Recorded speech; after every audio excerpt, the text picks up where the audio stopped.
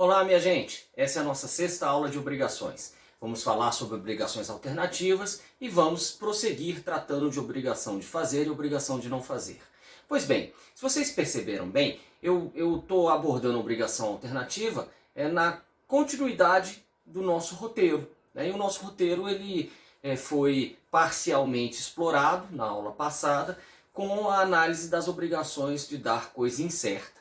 Aí você vai me falar, professor, mas existe alguma correlação? Gente, na realidade eu escolhi fazer isso porque eu percebo que nas duas modalidades, tanto na obrigação de dar coisa incerta, quanto na obrigação de dar, na obrigação alternativa, melhor dizendo, eu posso ter uma certa indeterminabilidade da prestação, uma indeterminabilidade momentânea.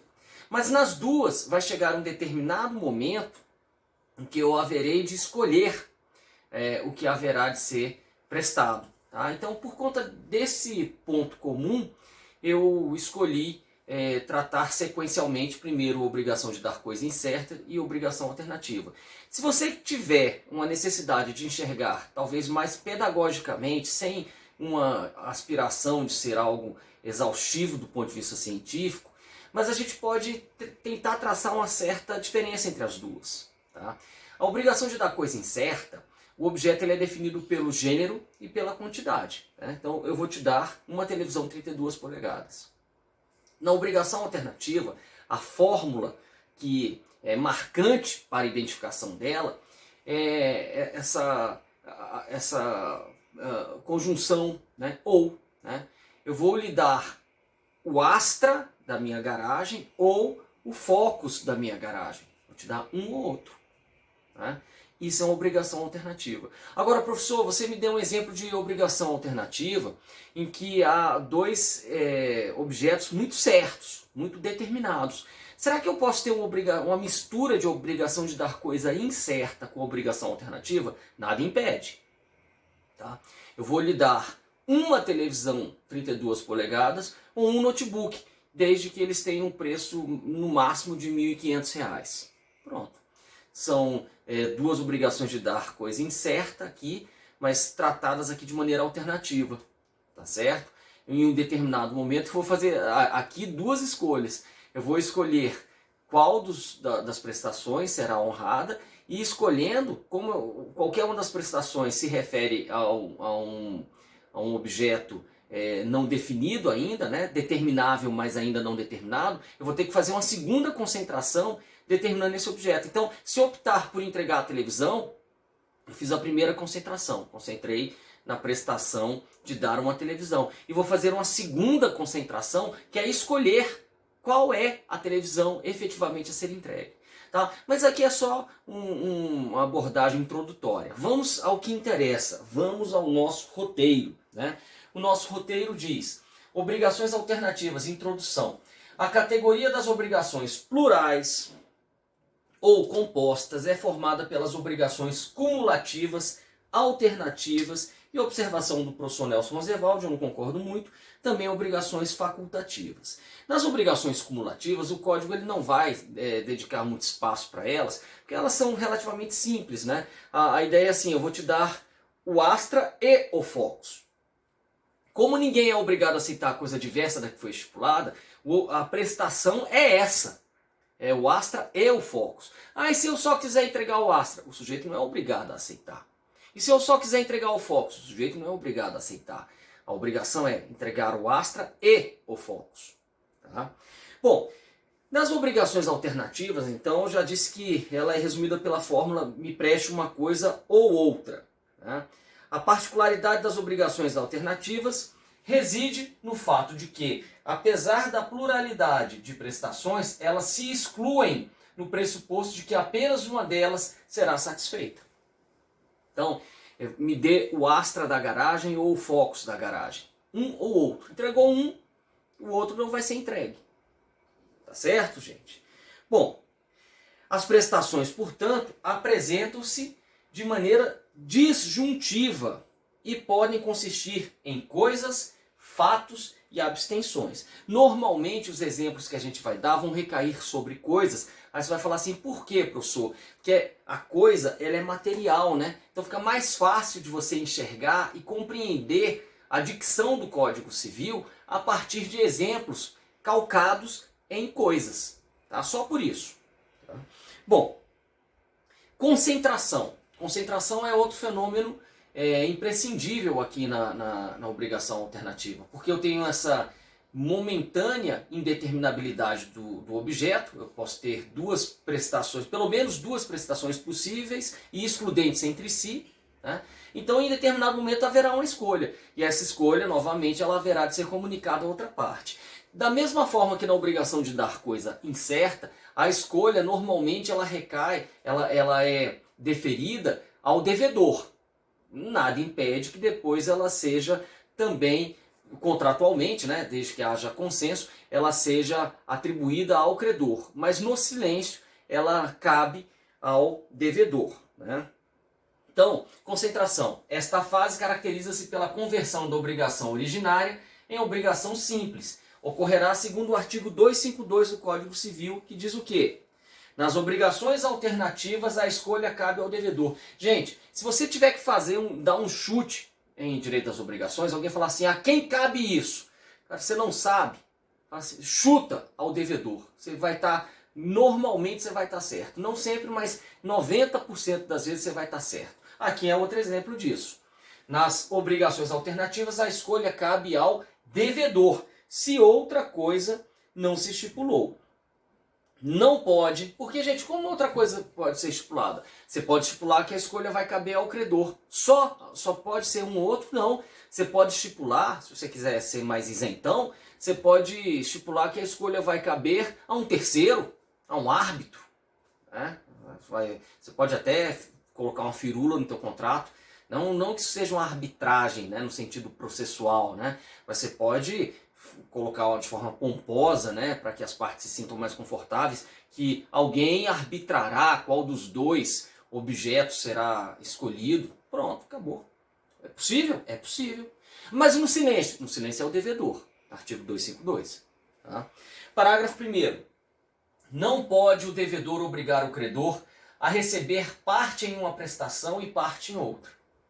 Então, me dê 10 quilos de arroz ou 10 quilos de feijão.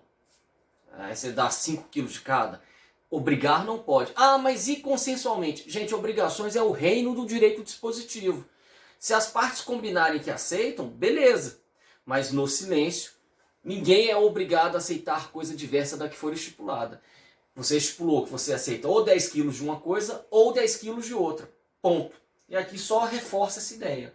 Não pode o devedor obrigar o credor a receber parte em uma prestação, parte em outra. Parágrafo 2º.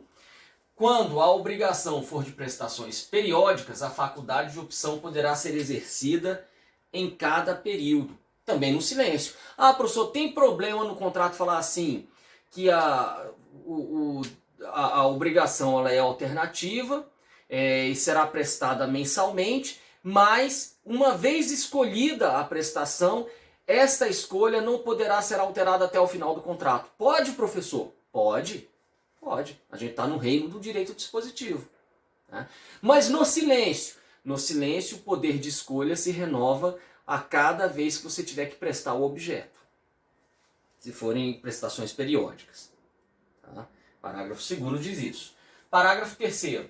No caso de pluralidade de optantes, não havendo acordo unânime entre eles, decidirá o juiz, fim do prazo por este assinado, para a deliberação.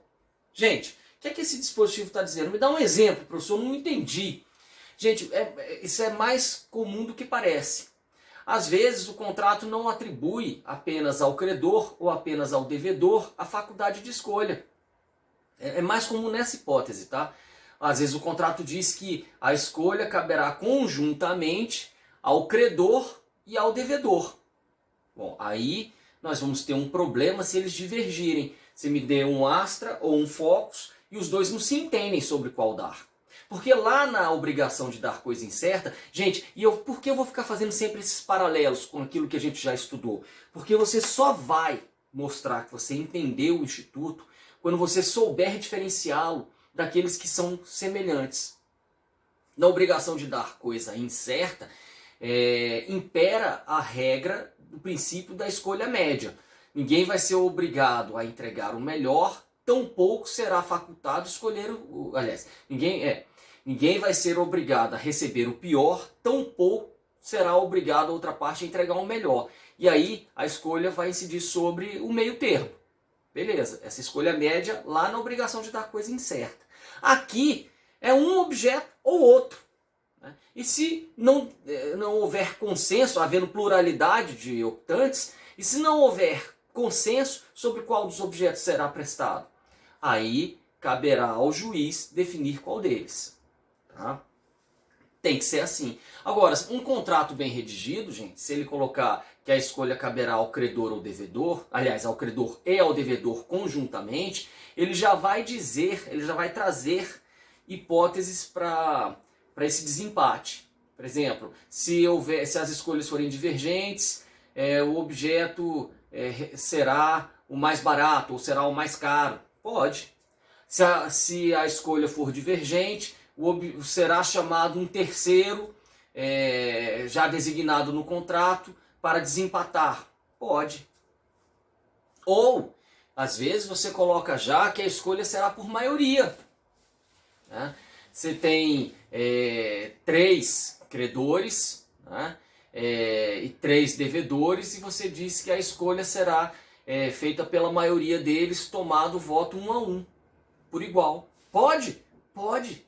O céu é o limite desses arranjos, tá? Desde que seja uma coisa, a gente viu que o negócio jurídico ele tem que ter agente capaz, objeto lícito, possível, determinado, determinável, forma prescrita ou não, defesa e lei. Dentro disso, meu amigo, sendo alguma conduta ética, faça o que as partes bem entenderem. Agora, é interessante que elas tenham uma previsibilidade na hora de assinar o contrato. Então, façam bem feito. Tá? Isso minimiza problemas. Seguindo, se o título deferir a opção a terceiro e este não quiser ou não puder exercê-la, caberá ao juiz a escolha se não houver acordo entre as partes. Né? São regras muito razoáveis, eu diria que até intuitivas. Tá?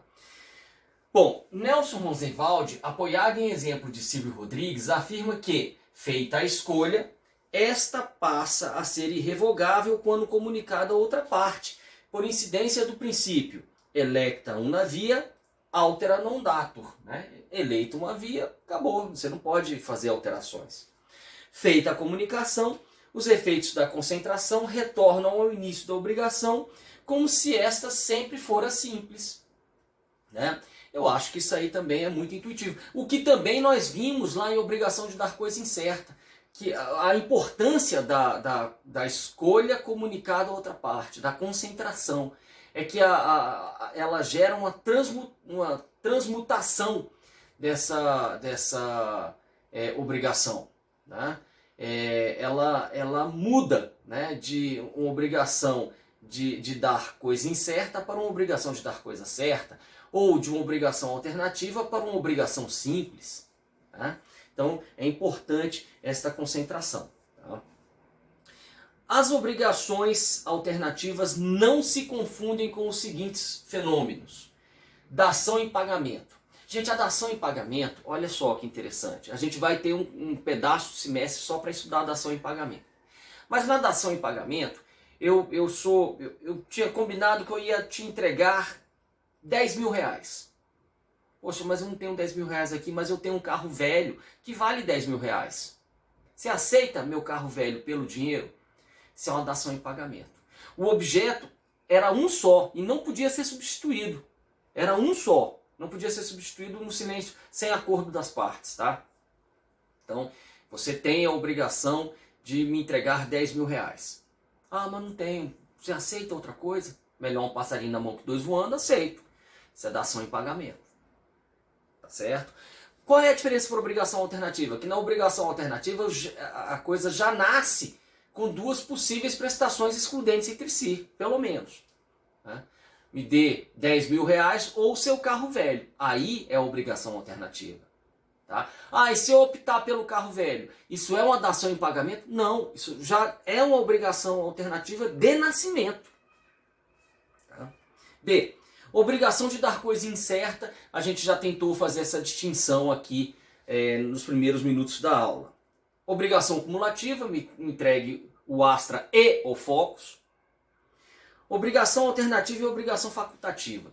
Gente, a obrigação facultativa é aquela obrigação em que eu tenho um objeto, mas que no momento da prestação ele pode, a critério do devedor, contratualmente ser substituído por outro. Me dá um exemplo, Rogério. Eu tenho a obrigação de entregar o Astra, que está lá na minha garagem. Mas o contrato diz que se eu quiser, devedor, eu posso substituir o Atlas pelo Focus. Mas o objeto é o Astra. Pô, mas é muito parecido com a obrigação alternativa. Mas a grande questão aí, gente, é que é no perecimento do objeto. É porque, a gente vai explorar isso com mais calma, tá? Mas só para eu já tentar mostrar isso para vocês. Na obrigação alternativa eu tenho dois possíveis objetos. Então, me entregue o Astra da garagem ou o Focus da tua garagem. Um ou outro. Tá? O Astra sofreu uma combustão sem culpa de ninguém, sei lá, caiu um meteorito em cima dele, sofreu perda total, sobrou o Focus. Tudo bem, a obrigação concentra no Focus, eu vou entregar o Focus. E se for uma obrigação facultativa, Rogério, você tem a obrigação de me entregar o Astra, mas se você quiser, você pode substituir pelo Focus. Gente, o Astra pegou fogo. A minha obrigação facultativa, ela recai sobre um objeto, com a faculdade que me foi atribuída de substituir. Caiu o meteorito em cima do Astra. Resolve-se a obrigação. Ah, mas o credor não pode te exigir o Focus? Não. O objeto era entregar o Astra. Se eu quisesse, eu poderia substituir. É uma faculdade minha. Obrigação alternativa. Entregue o Astra ou o Focus. O Astra pegou fogo. Entregue o Focus. Obrigação facultativa. Entregue o Astra. Mas você tem a faculdade, se você quiser, de substituir. O Astra pegou fogo. Eu vou tratar como se fosse uma obrigação simples de dar coisa certa. O que é que acontece na obrigação simples de dar coisa certa com perecimento sem culpa do objeto? Resolve-se a obrigação. Entendem? Elas são muito assemelhadas. Ainda mais porque na obrigação a gente raciocina a obrigação pelo seu correto cumprimento. Então, no seu correto cumprimento, tanto faz meio que uma pela outra. A grande diferença entre elas vai se dar no perecimento de um dos objetos. Porque na obrigação alternativa eu tenho dois objetos possíveis, na obrigação facultativa eu tenho um objeto, que a critério do devedor poderá ser substituído. Então, se ele não quiser substituir esse objeto e esse objeto tiver perecido, resolve-se a obrigação. Na obrigação alternativa, concentra-se no outro. Ok, gente? Qualquer dúvida, me perguntem na aula ao vivo, né, que nós vamos ter. Obrigação alternativa e facultativa. Diferenças mais minuciosas entre elas. Nas obrigações facultativas, o credor não pode exigir o cumprimento da obrigação que se facultou ao devedor. Então a faculdade é do devedor. Me entregue o Astra, mas se o devedor quiser, ele que entregue o Focus.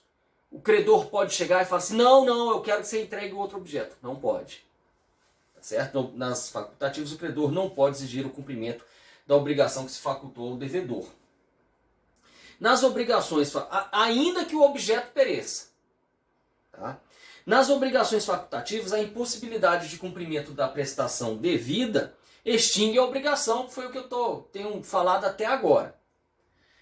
Nas obrigações facultativas, a existência de defeito na prestação devida pode invalidar a obrigação. Claro que pode. Por que ela pode invalidar a obrigação? Deixa eu corrigir aqui. Por que ela pode invalidar a obrigação?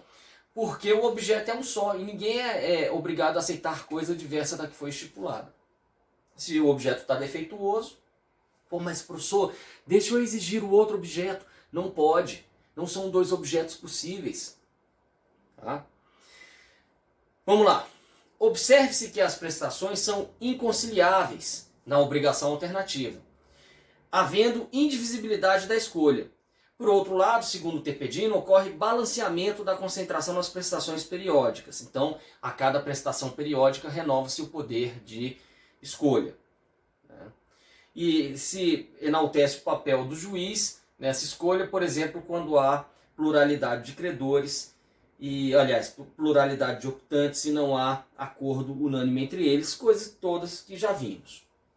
Ainda quanto à escolha, só para a ciência de vocês, porque vocês estudam também processo civil, mas já saibam que o CPC ele aborda também a história da obrigação alternativa. Aborda onde? Artigo 800. Nas obrigações alternativas, quando a escolha couber ao devedor, esse será citado para exercer a opção e realizar a prestação dentro de 10 dias, se outro prazo não lhe foi determinado em lei ou no contrato. Devolver-se-á ao credor a opção se o devedor não a exercitou no prazo determinado. A escolha será indicada na petição inicial da execução quando couber ao credor exercê-la. Então, o Código de Processo Civil regula a forma processual de se proceder ao cumprimento dessa obrigação, tá? Alternativa. Bom, mas o nosso Código Civil, ele prossegue, ele traz questões muito interessantes, porque, vejam gente, a nossa lei civil, ela tenta regular os pontos de problema. Onde é que vai dar zebra isso aqui? Né? E um grande problema que pode acontecer na obrigação alternativa é o perecimento de um objeto ou dos dois objetos. Então, vamos aqui tratar do exemplo do Astra ou do Focus. Tá? Os dois carros estão parados na minha garagem, eu posso prestar um ou outro. Tá? Bom, a questão que se desenha a partir do artigo 253, tá? Deixa eu abrir aqui, inclusive, o artigo, deixa eu colocar para vocês. Vocês vão ver que o que se desenha a partir dele é isto. Se perecer um objeto, e se os dois objetos perecerem, como é que as partes ficam? O que é que faz dessa relação jurídica? Né? Artigo 253. Se uma das prestações não puder ser objeto da obrigação, ou se tornar inexequível, subsistirá o débito quanto à outra. Eu vou ler todos os artigos para vocês notarem que depois eu tenho um quadrinho em que eu posso organizá-los de maneira bem inteligente. Tá? Mas vamos ler primeiro, para vocês terem essa sensação. Porque aqui vai dar a seguinte sensação quando a gente lê todos os artigos. Só falar assim, não, beleza, dá para ler, eu consigo entender. Mas eu queria visualizar a lógica, por que o código foi escrito assim? Tá? Então, o 253 já nos diz o quê? Se uma das prestações não puder ser objeto de obrigação ou se tornar inexequível, subsistirá o débito quanto à outra. 254. Se por culpa do devedor não se puder cumprir nenhuma das prestações, não competindo ao credor a escolha, ficará aquele obrigado a pagar o valor da que por último se impossibilitou, mais perdas e danos que o caso determinar. 255. Quando a escolha couber ao credor e uma das prestações tornar-se impossível por culpa do devedor, o credor terá direito de exigir a prestação subsistente ou o valor da outra com perdas e danos. Se por culpa do devedor ambas as prestações se tornarem inexequíveis, poderá o credor reclamar o valor de qualquer uma das duas, além da indenização por perdas e danos. 256. Se todas as prestações se tornarem impossíveis sem culpa do devedor, extinguir-se-á a obrigação. Esse quadro resume, esses artigos podem ser resumidos no quadro que agora eu vou mostrar para vocês. Gente, olhem esse quadro. Uma obrigação alternativa. Perecimento, objeto, obrigação alternativa. Perecimento, objeto, obrigação alternativa. Tá? Se for o caso, deem pause para vocês copiarem esse quadrinho. Tá? Depois vocês despausem. Bom, gente, quando vocês pausaram, vocês viram que eu deixei vários espaços em branco. Porque aqui são variáveis trabalhadas pelo código para definir como vai funcionar o perecimento de um objeto na obrigação alternativa. Eu podia prestar o Astra ou o Focus, mas o Astra sofreu uma combustão. Né? Gente, quais são as variáveis levadas em consideração? Primeira delas, escolha do devedor. Segundo, escolha do credor. Primeira variável é essa. Se a escolha é do devedor ou se a escolha é do credor. Tá? Segunda variável, que a gente já tinha visto, inclusive nas outras modalidades de obrigações que estudamos. Se o perecimento, porque nós estamos falando de quê? Estamos falando do perecimento de um objeto. E se o perecimento, ele se der, perecimento por culpa do devedor. Perecimento. Aliás, vamos começar sem culpa, né? Vamos começar aliviando o cara, né? Perecimento sem culpa do devedor, perecimento por culpa do devedor. São as variáveis que serão tratadas pelos artigos 253 a 256. Então, o perecimento ele vai incidir legalmente de uma maneira se a escolha couber ao devedor, mas vai incidir de outra maneira se a escolha couber ao credor. O perecimento de um objeto ele sofrerá uma consequência legal se o perecimento se der sem culpa do devedor. E vai se dar de outra maneira se o perecimento se der por culpa do devedor, em qualquer uma dessas hipóteses. Tá?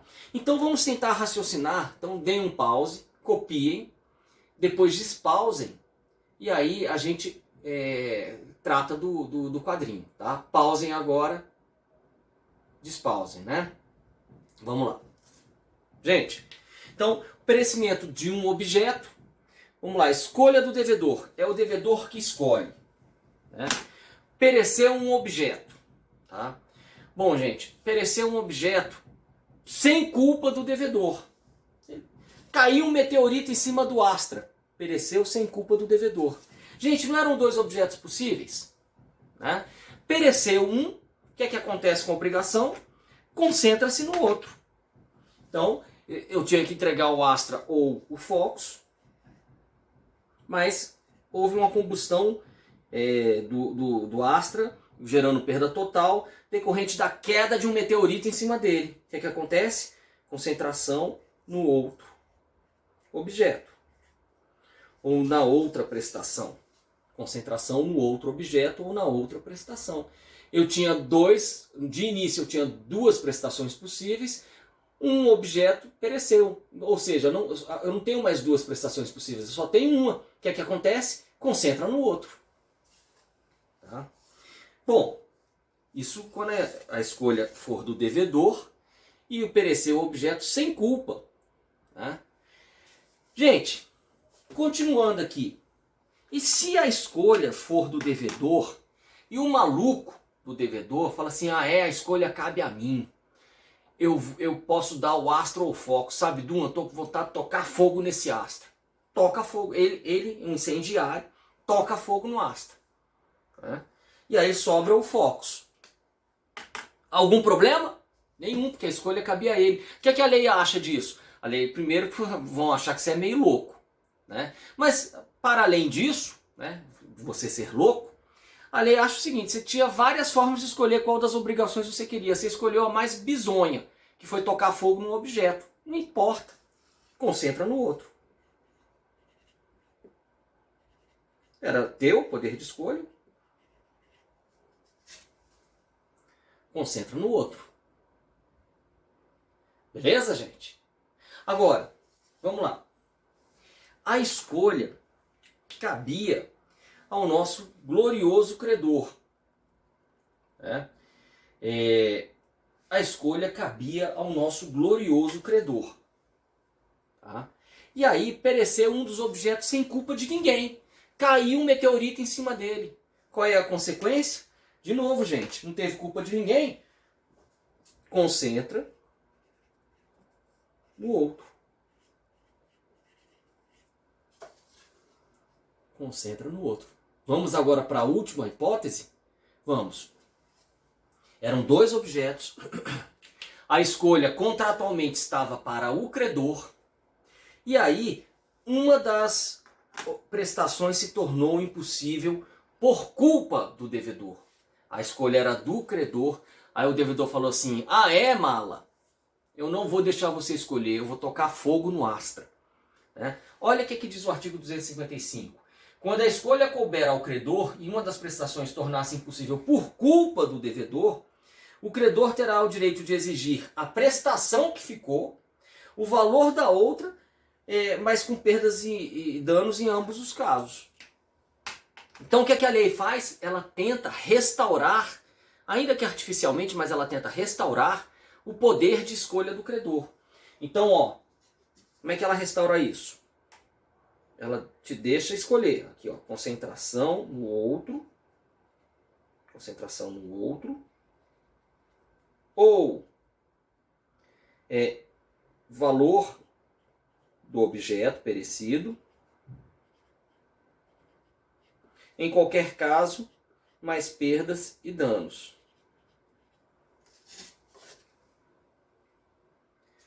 Concentração no que sobrou ou valor do que pereceu, mas em qualquer de uma dessas duas hipóteses, somadas a perdas e danos.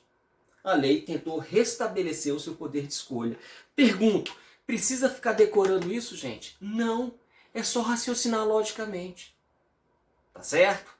Vão lá tomar uma água, na volta a gente ainda fala sobre o perecimento dos dois objetos, lembrando que dá para fazer uma sequência, dá para fazer a seguinte sequência. Quando perecem os dois objetos é porque pereceu um primeiro, depois pereceu o outro. Então é um desdobramento desse quadro. E vocês também não precisam decorar. É só entender logicamente. Vamos lá. Gente, já está aqui o quadro refeito, só que com a diferença. Agora vamos tratar do perecimento das duas prestações, na obrigação alternativa. Tá? Vamos lá. De novo, as variáveis são as mesmas. Perecimento sem culpa, perecimento por culpa, escolha do devedor, escolha do credor. Tá? Lembrando que eu falei que esse quadro do perecimento dos dois objetos é um desdobramento do primeiro. Então, o que acontece aqui? Ó? Escolha do devedor, perecimento sem culpa do devedor. Vamos lá, vamos recapitular. O que acontece quando a escolha é do devedor? Eu tenho dois objetos possíveis e alternativos, e um perece. Escolha do devedor, tá? Perecimento de um objeto sem culpa dele. Então, eu tinha que dar o Astra ou o Focus, o Astra pegou fogo. O que acontece com a obrigação? Ela concentra no Focus. Mas aí o Focus também sem culpa minha, caiu o muro em cima dele porque veio um caminhão, bateu no muro, o muro caiu em cima, perda total também. Então os dois objetos se perderam sem culpa minha. Bom, gente, quando se perde o primeiro, concentra-se a obrigação no segundo. Então, era uma obrigação de dar o Astra ou o Focus, mas o Astra se perdeu, agora é a obrigação de dar Focus. Mas quando a obrigação é de dar o Focus, uma obrigação, ela se transformou numa obrigação simples de dar coisa certa. O que acontece com a obrigação de dar coisa certa e simples que perece? Lembra-se das aulas anteriores? Na obrigação de dar coisa certa, quando perece o objeto sem culpa de ninguém, resolve-se a obrigação. É a mesma coisa aqui. Repito, pereceu o primeiro objeto, concentrou no outro. Né? Pereceu o primeiro objeto, concentrou no outro. Tá? E aí, minha gente, quando ele concentra no outro, perece o segundo objeto, pereceu uma obrigação de dar coisa certa agora. Tá?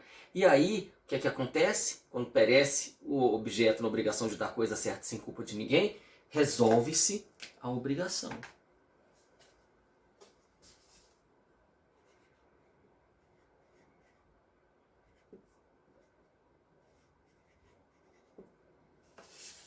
Resolve-se a obrigação. Restituindo as partes ao estado anterior, etc. Resolve-se a obrigação. Beleza? Agora, vamos lá. A escolha, ela é... Onde é que está isso? Vamos lá. Ó, 256. Se todas as prestações se tornarem impossíveis sem culpa do devedor, extingue-se a obrigação. Resolve-se. Tá? Agora, vamos lá. E se ela pereceu as duas obrigações, aqui, aqui. E se a obrigação, se pereceu por culpa do devedor, tá? Gente, olha só, se por culpa do devedor não se puder cumprir nenhuma das prestações, não competindo ao credor a escolha, porque aqui a escolha é do devedor, ficará o devedor obrigado a pagar o valor da que por último se impossibilitou mais perdas e danos. Rogério, me explique isso aí. Você não falou que ia explicar por lógica? Te explico. Olha só. Escolha do devedor, perecimento dos objetos por culpa dele. Tá? Então vamos lá. Eu tinha que entregar o Astra ou o Focus. Eu cheguei e falei assim, eu vou então, a escolha é minha, O que é que eu vou fazer? Porque a escolha é minha, tá? Aqui eu estou tratando da escolha do devedor. Raciocinem isso. Escolha do devedor, ele faz com que os dois objetos pereçam. A escolha é minha. Eu vou aqui agora tocar fogo no Astra. O que é que acontece com a obrigação? Concentra-se no remanescente. O que é que concentra-se no remanescente? Era o Astra ou o Focus, não era? Então, toquei fogo no Astra. A obrigação concentrou no Focus. E aí, gente? Ela virou uma obrigação de dar coisa certa. Na obrigação de dar coisa certa, quando há o perecimento do objeto, como é que eu trato disso aí? Equivalente mais perdas e danos. Mas o equivalente aqui, como ela concentrou na última, o equivalente é o valor da última prestação, da que por último se impossibilitou, mais perdas e danos. Porque até impossibilitar a primeira, tudo bem, azar do devedor e do credor. Mesmo que ele tenha agido de má fé, quando ele toca fogo no Astra, a obrigação concentra-se no Focus. Até aí, mesmo sendo maluco, ele podia fazer, como a gente viu no quadro anterior. Concentrou no Focus. Bom, agora ele tocou fogo no Focus. Então agora, meu amigo, é o seguinte. Valor da última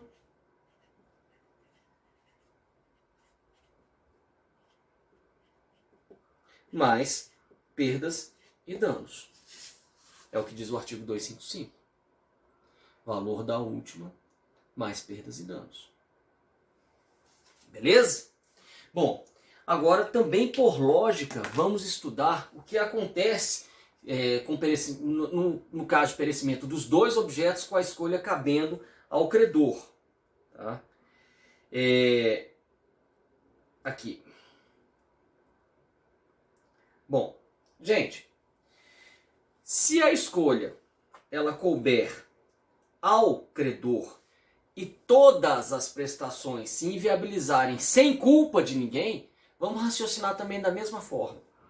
É uma obrigação de dar um Astra ou um Focus. Tá? Pereceu o Astra, sem culpa de ninguém. O que é que acontece com a obrigação? Concentra no Focus. Mas o Focus também pereceu sem culpa de ninguém. Aí ela já era uma obrigação de dar coisa certa. O que é que acontece na obrigação de dar coisa certa quando perece o objeto sem culpa de ninguém? Resolve-se a obrigação.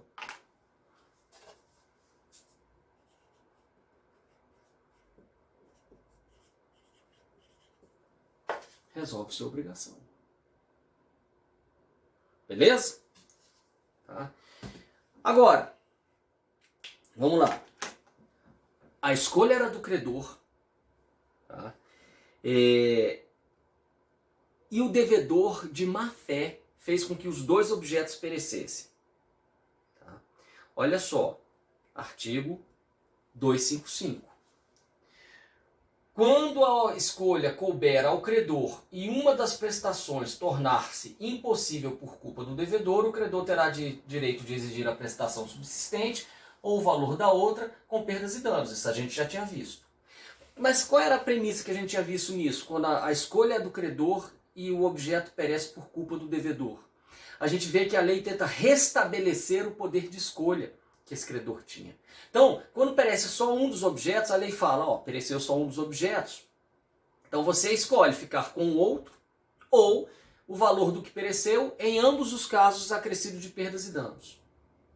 Tá? Agora, se perecerem os dois? Se perecerem os dois, gente, Se por culpa do devedor ambas as prestações tornarem-se inexequíveis, poderá o credor reclamar o valor de qualquer das duas, além da indenização por perdas e danos. A lei restabeleceu, já que não tem mais nenhum objeto, escolha o valor de qualquer um deles, porque a escolha era tua, credor. Então, o valor de qualquer qualquer objeto, mais perdas e danos. Valor de qualquer objeto, mais perdas e danos.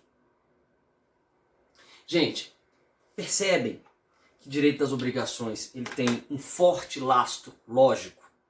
Percebem que a gente, por lógica, a gente consegue remontar a opção do legislador? E a gente consegue remontar por quê? Porque esses artigos eles têm lastro histórico. Eles nasceram de soluções concretas e lógicas que se davam para problemas reais. E aí eles foram materializados em forma de norma. Entende? Então, para você saber obrigações, por favor, não tenta ficar decorando nada não. Raciocine logicamente que você vai chegar a soluções tão razoáveis quanto o nosso legislador chegou. E aí sim você vai ter entendido por que a lei foi escrita dessa forma. Tá bom, gente? Então, vamos lá. A gente vai falar agora sobre obrigação de fazer, tá? E obrigação, se der tempo, a gente entra na obrigação também de não fazer, tá? Vamos, só para a aula também não se estender muito e não ficar muito pesada, tá? A gente vai ver quanto tempo a gente vai levar e aí a gente, qualquer coisa, a gente prossegue na próxima, abordando a matéria que não for abarcada nesses minutos subsequentes. Então vamos lá. Bem, minha gente, enfrentada a questão das obrigações alternativas, vamos começar a falar de obrigação de fazer e não fazer, tá? Bom, no nosso roteiro, obrigação de fazer e não fazer, está aqui consignado nele que inúmeras atividades podem representar um fazer, né? Enquanto a obrigação de dar ela incide sobre a entrega de uma coisa, a obrigação de fazer ela corresponde ao cumprimento de a uma prestação de um determinado fato, tá? Talvez o leigo ele identifique mais facilmente a obrigação de fazer com a prestação de serviço, né? E a obrigação de não fazer, Rogério? Uma abstenção, tá? Bom, então a obrigação de fazer pode ser um trabalho material, como a poda de uma árvore, ou a feitura de um futuro negócio jurídico. Gente, vocês sabiam? Quando eu faço, vocês já devem ter ouvido falar nesse contrato, pelo menos no mundo real já. Promessa de compra e venda. O que é uma promessa de compra e venda? É um contrato no qual um sujeito fala assim: eu me comprometo a passar esse imóvel para você definitivamente se você me pagar R$1 milhão ao longo de 3 anos. Aí a outra parte vem, fala assim: eu me comprometo a passar R$1 milhão para você, mas ao final você se compromete a passar esse imóvel para o meu nome. Beleza. Olha só, gente, o que houve aqui foi eles se comprometeram a celebrar definitivamente um outro negócio jurídico. Isso é uma obrigação de fazer, tá? Eu me comprometo a transferir no cartório esse imóvel para o seu nome. Isso é uma obrigação de fazer, tá? Bom, é uma feitura de um futuro negócio, como está aqui no roteiro. A principal classificação das obrigações de fazer se dá quanto à fungibilidade. Então, nós temos obrigações de fazer fungíveis e obrigações de fazer infungíveis. Obrigações de fazer fungíveis são aquelas que eu posso fazer, mas que o meu fazer pode ser satisfatoriamente substituído pelo fazer de outra pessoa. Então, gente, vamos lá. Eu tenho que te entregar, eu tenho que fazer uma mesa muito simples, uma obra de marcenaria muito corriqueira, muito simples. Isso é uma obrigação de fazer. Eu não fui escolhido porque eu sou o marceneiro mais bambambam da cidade, com toques de genialidade, quase um artista. Não, é uma mesa pura e simples, que custa R$ 200. Igual àquela que eu faço, você vai encontrar 300 outros marceneiros que sabem fazer a mesma. Tá? Esta é uma obrigação de fazer o quê? Fungível. Tá? Agora, nós temos também as obrigações de fazer infungíveis, né? Que são aquelas obrigações que só podem ser prestadas por uma pessoa determinada. Né? Por exemplo, meu filho ele é fã do cantor XYZ. E aí no aniversário dele ele quer que o cantor XYZ dê um show. E ele já avisa para os amigos porque o tema da festa é show do XYZ. Pronto. Aqui, gente, o show do XYZ é uma obrigação de fazer infungível. Tá? Agora vejam que há um quê de subjetividade nisso. Tá? Mas sempre o juiz ele vai investigar este parâmetro. De acordo com a vontade que pode ser extraída do negócio jurídico. Qualquer um poderia prestar ou só um poderia prestar? Se a resposta for qualquer um poderia prestar, obrigação de fazer fungível. Só um poderia prestar, obrigação de fazer infungível. Tá? Isso tem um impacto prático, gente, que é a possibilidade da prestação ser adimplida por terceiro às custas do devedor original. Isso só é possível na obrigação de fazer fungível, da obrigação especificamente ser cumprida por terceiro às custas do devedor original se ele não prestar. Na obrigação de fazer infungível não dá para terceiro prestar. Né? Então aí, se no limite total eu não conseguir compelir o devedor a honrar a sua palavra, a única saída vai ser converter isso em perdas e danos. Tá? Mas a gente vai ver isso ao longo da aula, vamos com calma. Tá? Obrigação de fazer fungível, olha que diz o artigo 249 do nosso Código. Se o fato puder ser executado por terceiro, será livre ao credor mandá-lo executar à custa do devedor, havendo recusa ou mora deste, sem prejuízo da indenização cabível. Em caso de urgência, pode o credor, independentemente de autorização judicial, executar ou mandar executar o fato, sendo depois ressarcido. Gente, o parâmetro previsto na lei me parece um parâmetro um pouco lento, né? Olha só, aqui uma obrigação de fazer fungível, né? Eu espero, deixa eu rolar aqui a barra até lá embaixo. Eu espero uma prestação de um sujeito, mas não é personalíssima. Qualquer outra pessoa poderia ter realizado. Eu poderia ter escolhido qualquer outra pessoa, mas escolhi esse. E ele está em mora. Né? Ele não cumpre o que ele deveria. Né? Olha que interessante, gente. O que é que o nosso Código de Processo, porque o Código Civil nós lemos lá no artigo 249. Olha o que é que o nosso Código de Processo diz.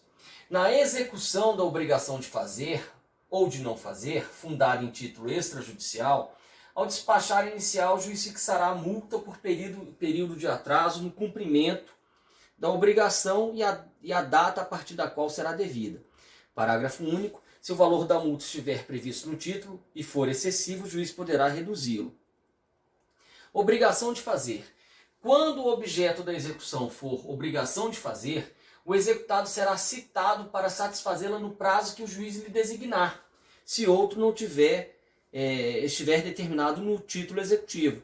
Se o executado não satisfizer a obrigação no prazo designado, é lícito ao exequente, nos próprios autos do processo, requerer a satisfação da obrigação à custa do executado ou perdas e danos, hipótese em que se converterá em indenização.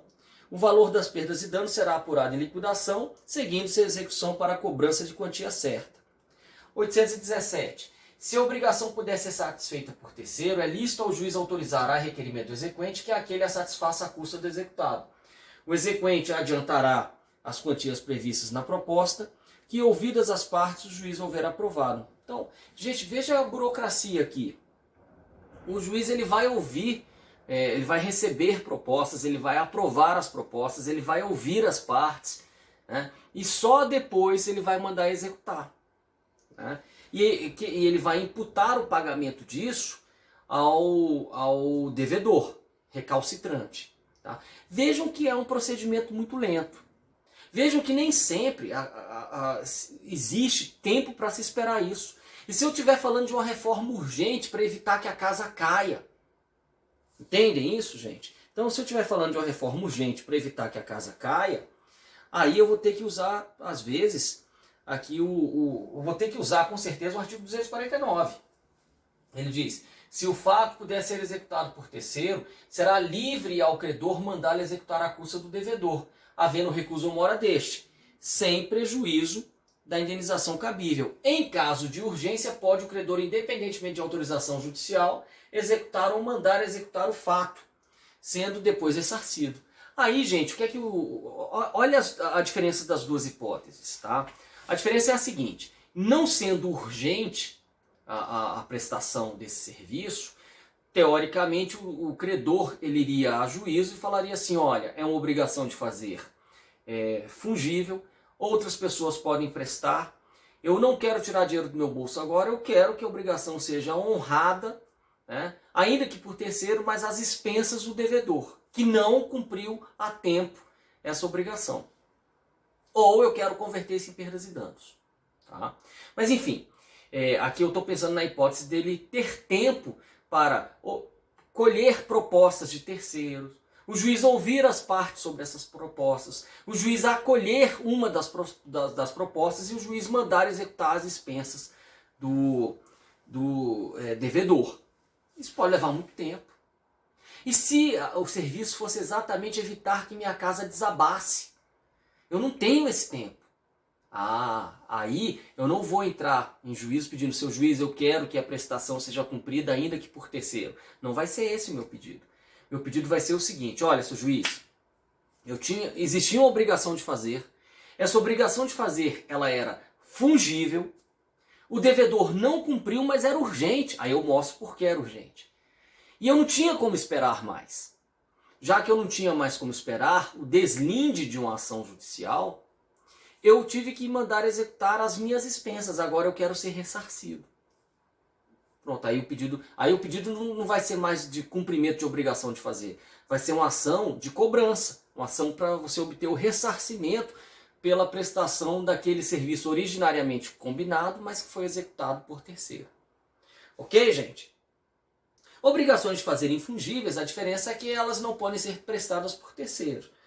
Então, incorre na obrigação de indenizar perdas e danos o devedor que recusar a prestação a ele só imposta ou só por ele exequível. Tá?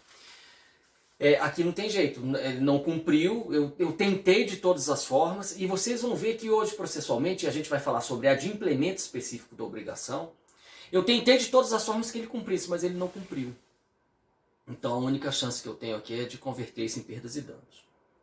Artigo 248. Dispõe esse artigo: se a prestação do fato tornar-se impossível sem culpa do devedor, resolver-se-á a obrigação.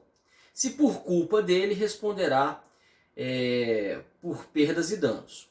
Gente, olha só. Uma obrigação de fazer que se tornou impossível sem culpa do devedor. Como é isso? Eu contrato um sujeito para fazer animação na festa. Quando ele está a caminho da festa, ele é atropelado por um doido que subiu com o carro na calçada e atropelou essa pessoa. Era uma obrigação de fazer, mas ela se tornou impossível sem culpa do devedor. E aí, gente, o que é que aconteceu? Ela ficou inexequível. Era para animar o aniversário do meu filho. O aniversário era só naquele dia, o cara foi atropelado naquele dia, desafortunadamente. Né? Qual é a solução? Se a prestação do fato tornar-se impossível sem culpa do devedor, resolver-se-á a obrigação. Se por culpa dele, responderá por perdas e danos. Aí tem a história do palhacinho bêbado, né? O contrato um animador de festa, ele enche a lata para ficar mais alegre, né? E aí no caminho ele bate o carro dele e depois sai na imprensa que o animador estava alcoolizado e por isso bateu o carro. Foi inviabilizada a participação dele na festa? Foi. Mas aí eu tenho prova na imprensa, na polícia, de que ele estava bêbado. Então foi inviabilizada por culpa dele. Então não é só resolver a obrigação, não é só retornar as partes ao status quo ante. É também aqui, isso vai envolver perdas e danos. Provavelmente uma indenização para a criança passou um enorme constrangimento na frente dos coleguinhas porque queriam um animador de festa e o sujeito encheu a lata, bateu o carro e não pôde ir. Bom, crítica. Se a gente pegar só o Código Civil, a gente vai ver que esses artigos eles parecem insuficientes. Tá? Por que eles parecem insuficientes, gente? Porque eles tratam só da conversão de uma obrigação em perdas e danos. Tá? E a moderna sistemática do nosso Código de Processo, ela diz assim, não, você tem que complementar a leitura do Código Civil com o Código de Processo Civil. E hoje eu tenho instrumentos processuais para compelir o devedor a honrar a obrigação, fungível ou infungível. Tá? O cara tinha a obrigação de fazer, não fez, o juiz vai fixar uma multa diária para ele. Vai falar assim, ó, você vai ficar pagando essa multa diária, essa astrente, o nome é astrente, até você cumprir. Obviamente, se ela ficar muito alta, exorbitante, o cara ainda não cumpriu, o juiz não vai mandar o sujeito pagar 10 milhões de reais porque ele teria que, sei lá, fazer uma mesa. Óbvio que não. Aí vai converter em perdas e danos. Tá? Bom, então, mas o fato é que o nosso Código Civil, quando ele trata apenas da conversão da obrigação de fazer em perdas e danos, ele se mostra lacunoso. Porque o nosso CPC hoje, ele é muito mais rico. Ele diz assim, olha, eu posso até vir a converter em perdas e danos, quando não tiver mais jeito. Mas antes, deixa eu passar um longo caminho aqui, seja na obrigação de fazer fungível ou infungível, deixa eu passar um longo caminho aqui, estimulando o devedor a honrar essa obrigação sob as mais variadas formas. Pagar multa, a mais comum é pagar multa diária. Tá certo? Então vamos lá. Mostra-se lacunoso o nosso Código Civil sendo complementado pelo CPC. Gente, descumprimento culposo das obrigações de fazer e tutela jurídica. Isso é uma coisa muito antiga porque a malandragem do ser humano é algo incrível, né, gente? Olha só, onde é que isso ficou muito mais evidente? A gente vai ver aqui no roteiro que o cara chegava às vezes, isso estou falando no passado, não estou falando agora não. Cara, vamos falar aqui numa promessa de compra e venda.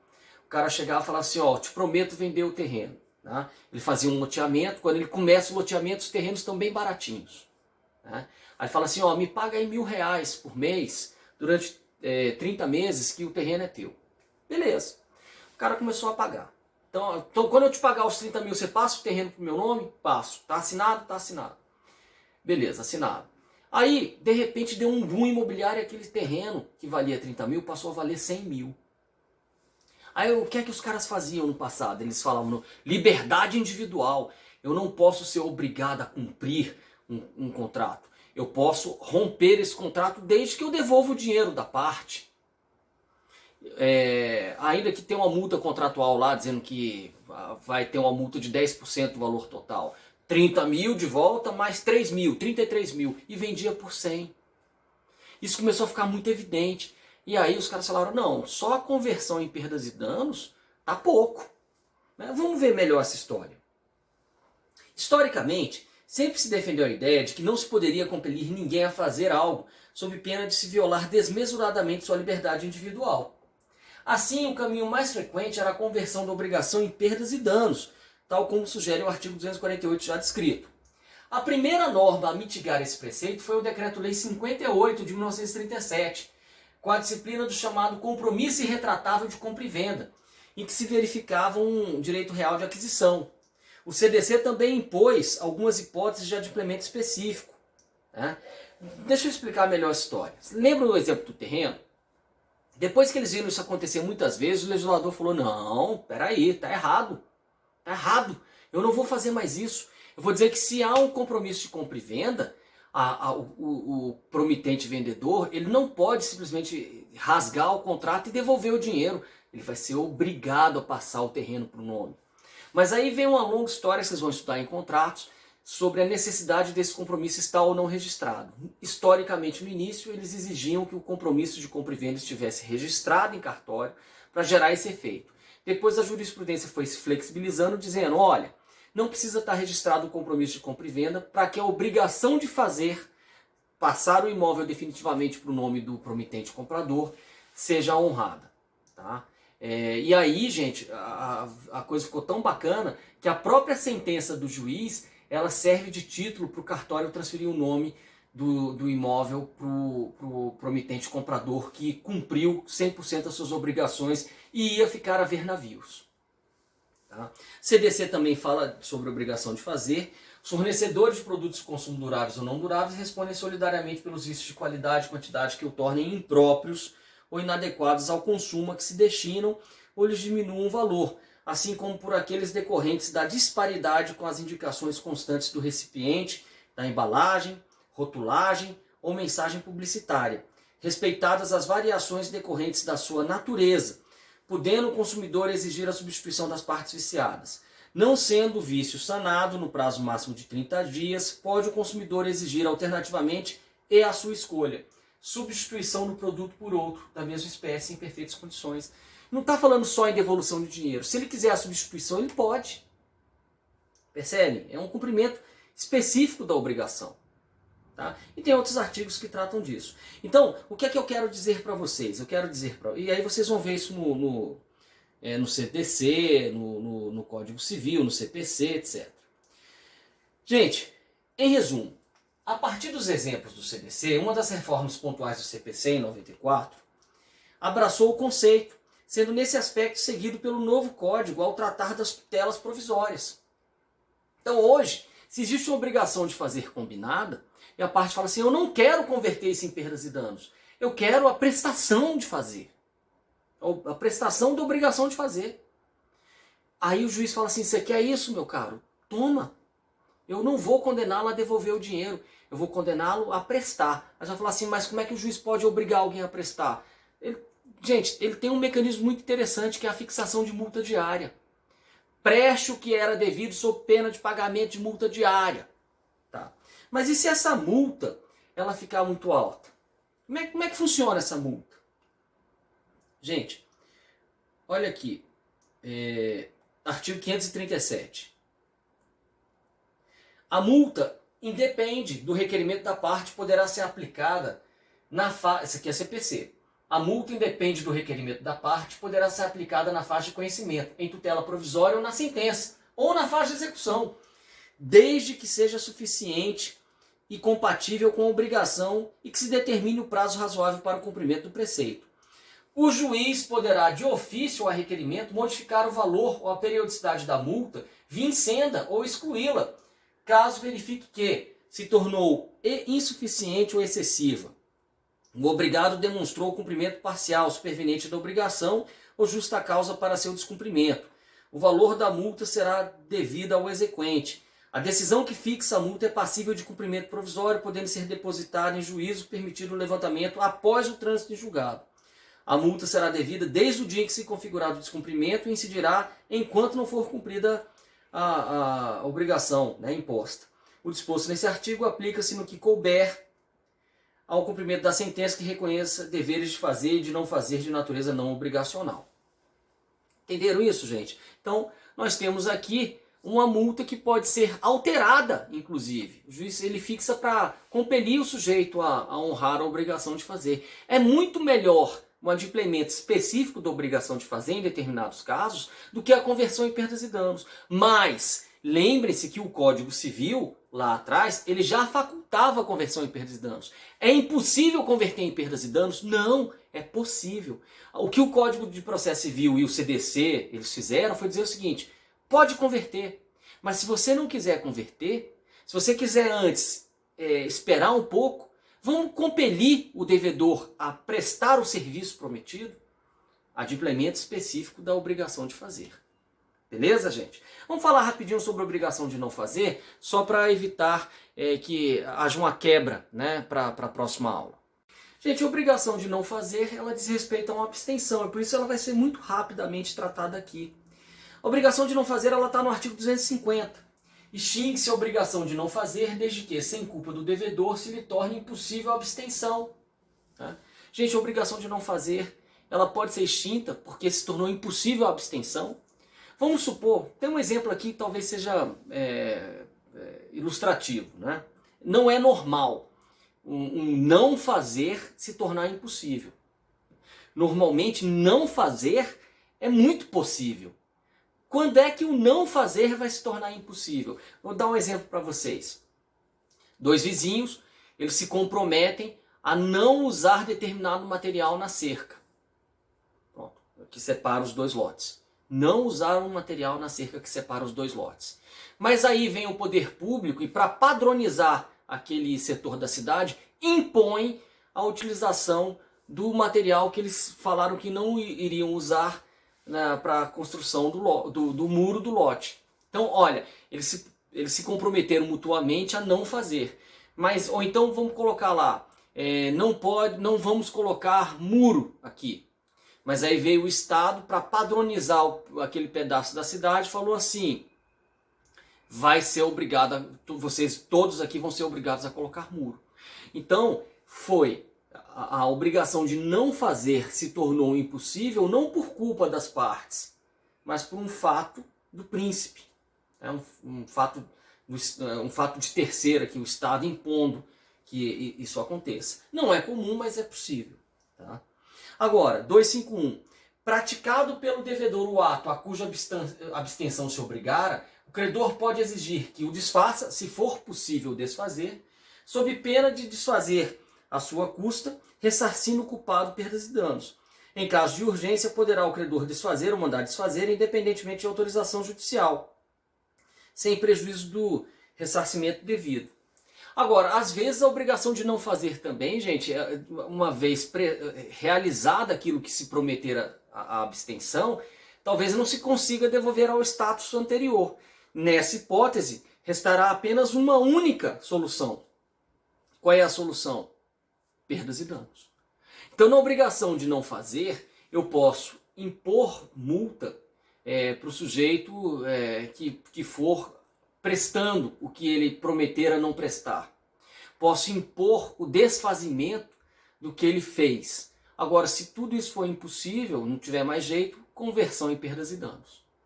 Ok, minha gente? Muito obrigado pela atenção. Na próxima aula nós vamos seguir já com outros temas, tratando sobre divisibilidade, indivisibilidade, pluralidade de partes no cumprimento da obrigação. E assim nós seguimos. Muito obrigado pela atenção, minha gente.